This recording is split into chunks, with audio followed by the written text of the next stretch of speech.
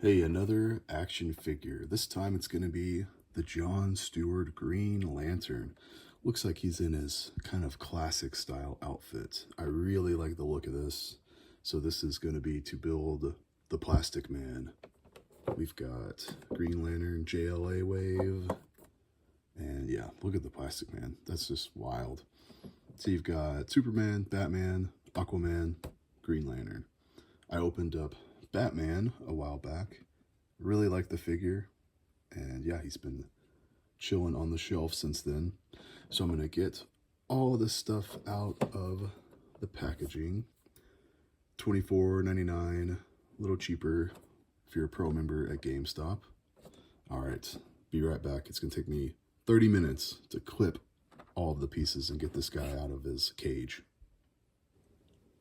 All right, so here we go. Got him out of the packaging, and he looks awesome. I really like the way the figure looks. So you got one of these stands, a couple of power effects, which are actually nice because those are different than the normal ones we get. And of course, you got the legs for the Plastic Man, which we'll be building pretty soon. And you get a card. Now, doesn't come with the stand. This comes with like the collector edition cards. But I gotta say again, I really appreciate that he gives us the trading cards. I think that's a really cool touch, and I love getting to add these things to my binder. John Stewart, the go-to leader of the Green Lantern Corps, a natural leader with a tactical military trained mind. John has also been a frequent member of the Justice League and can step up to command the League when needed, or take orders when a mission doesn't fall under his realm of expertise. A long-time Green Lantern, John has felt the weight of making mistakes in this dangerous field, and he's sworn not to repeat them at any cost. Very cool. I will say, I think I've said this before, these are fine. I don't use them because I will put these in a binder, but you can see I put it in a penny sleeve. If you do that, then you can't fit it on these stands. It won't slide in there. So he didn't really account for that, but I get it. There's the card. Really nice, classic look. Let's get it right there. So you can see it's a little bit different just because he's got a little more of a fro going on here in the card. But that being said, absolutely love the head sculpt. It looks really good. I love the body. I'm pretty sure it is completely reused from another Green Lantern, but that's fine. That's kind of what Green Lanterns are, man. They're just guys in these full suits. So, I mean, what do you want from them, right? So you got a little power effect. Looks like maybe it will go right here where the ring is. Maybe it looks like he's punching, and I guess this is kind of like, let's see if I can maybe put this like right here to where it looks like he's got a, yeah, it's a little wobbly. I'm not sure what the thought is where this is supposed to go, but I get it. It looks like he's like throwing a punch, you know. We'll probably mess around with that later off camera and get him into a cool pose. And move Plastic Man out of the way. Now, before I get into the figure a little more, you can see he is standing up just fine, no issues at all. So sometimes these figures fall over, but I've noticed lately it really changed when he started doing these different sort of ankle pieces. The figures really don't fall over as much as they used to, at least in my experience. So I won't use these unless I just have to, and even then I have preferred methods. So of course some of the figures come with the DC flight stand, so you can tell you could get him in a really cool flight stand pose with one of these, and it has the DC logo on it. Another option that I'll use are these, like, that you have to put together. They just give you a lot more height and a little more versatility in the poses you can get them in. So this is always a cool option, but they don't do so well with really heavy figures. like, you know, Necron or something that, like, that is a figure that falls over all the time. But if you could put them on one of these. So this is like a doll stand, but these work really well. You just throw them on one of these, and so you can have them like flying. The only bad thing about these is it doesn't really pinch in to hold him into a pose. It's more for this, for holding him to where he just won't fall off the shelf. If you have a figure that gives you a hard time falling over, like Etrigan the Demon, that figure falls over all the time, so I just threw him on one of those doll stands. Never had to worry about it again. So the head turns. I'm not getting very much side to side. It's very stiff. He can't really look down or look up. Oh, there it goes. You heard it pop. There we go. So just had to loosen it up a little bit, and then we get much better rotation. So be careful with your figures out of the packaging, right? They're always going to be a little stiff. So double jointed elbows. You could tell he's got the ring. You know, the paint looks really good. It's a little tiny bit sloppy, but that's probably normal. It looks like there's just a little piece of green that got onto the white right there. Not a big deal at all. You'll never notice that when it's on your shelf. The knees, and he's got the Mcfarlane diaper, as they say, which I think is really funny.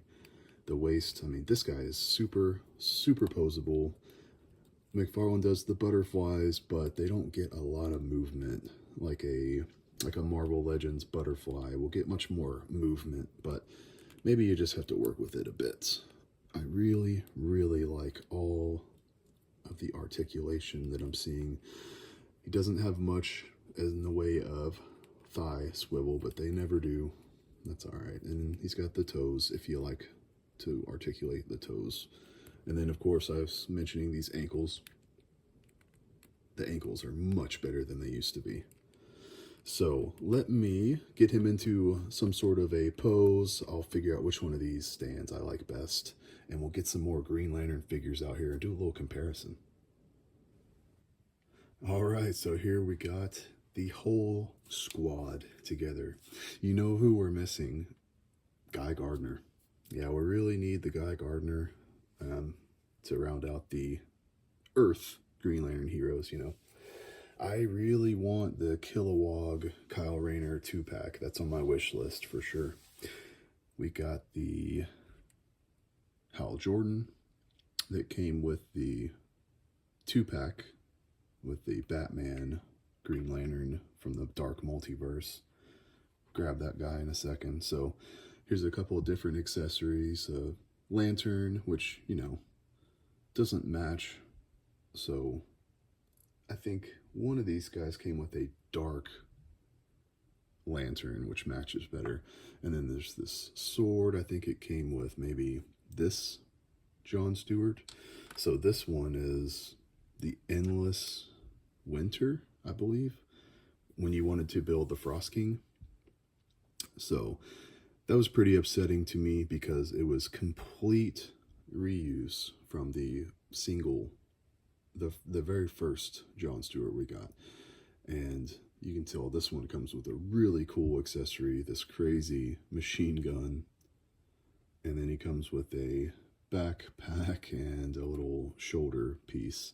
But as far as the figures, it's completely the same, which was pretty annoying. I don't like when it's re-released, especially in a Build-A-Figure box where you have to get it if you want to complete the Build-A-Figure. But I will say, for sure, I much prefer this textured, clean-looking body as opposed to this, the first release. It just looks a little weird. It's, you can't even tell he's wearing the ring. It's kind of sloppy, you know. It's much more stiff. It's got these old ankles. Yeah. So I'm happy to replace this guy with the, I think this is like a 70s style Green Lantern, like first appearance John Stewart kind of look. And I'm looking at the Kyle Rayner, and it looks like it is pretty much completely reused. So this is the body that I was thinking of, the textured Green Lantern suit. It's just a different color, different paint job, but everything is the same. Of course, Kyle Rayner comes with a completely different head and then this really gigantic sword. So that's kind of the Green Lanterns I've got. I'll throw a couple of the villains right here and then we'll do a little final recap. All right, got some of the villains. Yeah, can you guys tell I'm a huge fan of the Green Lanterns? So I've got the 2-pack Batman Green Lantern that I was talking about. That's a really cool figure with a crazy accessory and then this huge base that he stands on, which is really cool. And of course, we all wanted Hal Jordan at the time, so a lot of people picked that one up. This one, definitely a little strange, Batman Atrocitus. So they love doing these crossover type figures. I thought that was cool. I think I found it on clearance for like 15 bucks, so grabbed it. Kind of a cool figure to add to the shelf if you want to stand him next to Atrocitus, you know, for like another Red Lantern. But my favorite of all of the three is going to be the Vampire Green Lantern. I just love this figure. He looks so crazy. This is technically Hal Jordan, but man, I love the effects he comes with. He's got the older style body, but just the head sculpt alone is insane. So that's one of my favorite figures on the whole Green Lantern shelf. I'm going to throw John Stewart onto the shelf and we'll take one final look at him with some of my actual favorite Green Lantern figures.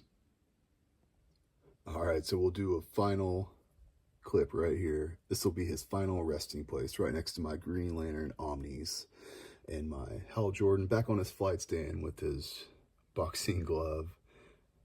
And then Sinestro, one of my absolute favorite figures in the whole collection. He's just one of my favorite villains. And he's just my sole yellow lantern hanging out with probably my favorite Build-A-Figure that I've opened in a long time, the Atrocitus. He's just so big, menacing. Look at that head sculpt, man. He comes with the Red Lantern. Anyway, video's gone on pretty long. Thank you guys for watching. This will be John Stewart's final resting place. Until next time, see ya.